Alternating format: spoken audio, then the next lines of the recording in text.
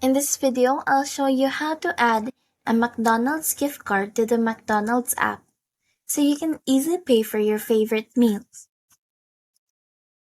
Let's get started. So first, open the McDonald's app on your device and log in if you haven't already.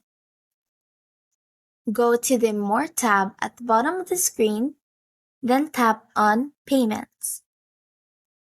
Here you'll see an option to add a payment method.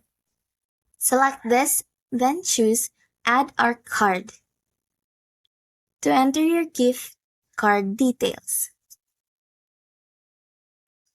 You can then enter your gift card number and PIN, then tap Save.